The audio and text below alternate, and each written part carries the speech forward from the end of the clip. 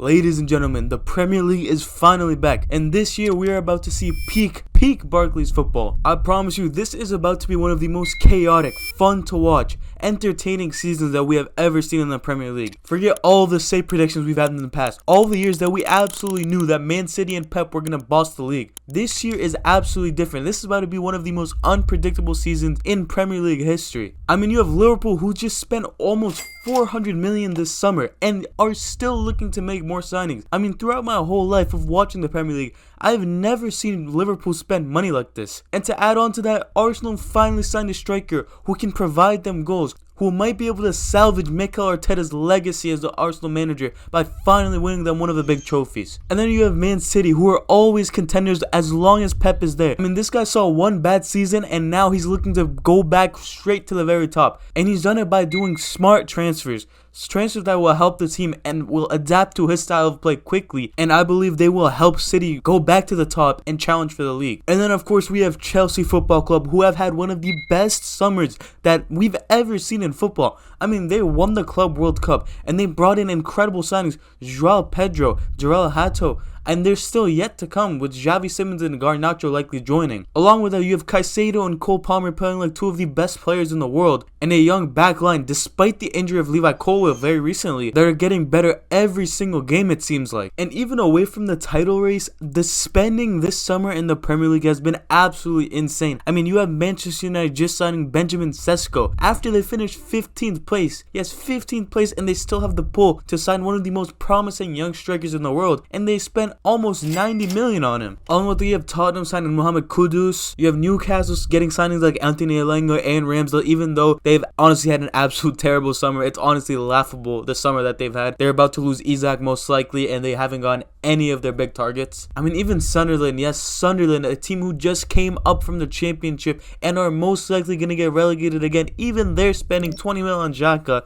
getting more signings like Adingra and Diarra, and probably will still make more signings as well. Like I said, the money that is being thrown around this summer in the Premier League is unreal. And honestly, I do think this is really good and positive for the league, because in the past few years, I think the Premier League has gone a little boring. I mean, last year it was a different winner in Liverpool, but they were never really challenged. Yes, Arsenal pushed them to almost the end, but it was never really a challenge. I mean, after December, I think everyone knew that Liverpool were going to win the league. And before that, it was just Manchester City domination. They were dominating every year. Yes, Arsenal and Liverpool got close a couple years, but since like 2018, Man City have won damn near every single Premier League title. But I will admit, those first couple seasons of the Pep versus Klopp rivalry were absolutely insane, and that was the last good years of the Premier League that we saw. But I'm telling you right now that this is the season where all of that changes, because this will 100% be one of the greatest Premier League seasons we've seen in a long time. I think the main part of that is going to be the title race, because we haven't seen a title race with 4 teams genuinely competing for it in a long time. I mean, you have Liverpool, City, Arsenal, and Chelsea all looking to win the league this year, and they've all made massive improvements to their squad and their management to do so. First up, I'll talk about Liverpool, the current holders of the Premier League. I mean, this team, like I said earlier, they won the league, and then they decided to splash 400 million on new signings. This is the most unlike Liverpool thing I've ever seen, and the signings they've made aren't just like normal signings. I mean, they signed Florian Wirtz, the most expensive player in Premier League history, one of the most highly touted youngsters the world has seen in this past 2-3 years. And they've addressed the striker issue by signing Hugo Ekitike, who's also a highly touted youngster from France. And they're still looking to add Alexander Isak, and if that happens, I'm not gonna lie, we might have to scrap it and just give them the title now. And mixing these new signings with Arne Slot's already proven system should work to the fullest extent, right? They should easily walk the league. But honestly, I don't think so. I think they will still be a very good team. They're going to challenge in Europe. They're going to challenge for the league. But I think there's going to be a period at the start of the season where Liverpool need to figure things out with all their new players. I mean, whenever you see a team making all of these signings, changing their squad completely, it takes a little bit of time for them to adjust to the new league, new system. It takes time. But nonetheless, this will be a very strong team, and they will be competing for the league at the end of the season. There's There's no doubt about that in my mind. Moving on, we have annual second place finishers in Arsenal. I mean, me and you, we've all been laughing at this team for the past 3 years, and rightly so, because every year they say they're going to win the league and they fall up short every year. But if I'm speaking objectively, I think this season Arsenal have a very good shot at the title. They've signed Madueke for depth, or maybe even a starting position. They've signed Zubimendi in the midfield, who's a very good player, and they've signed Kepa as depth for David Raya. And we can't forget the main signing of Victor Gyökeres, a striker who finally looks like he can score goals for Arsenal, who can finally cleanse Arsenal fans' eyes of Kai Havertz. And finally, someone who can help Bukayo Saka by creating chances and scoring goals for himself. And also, there's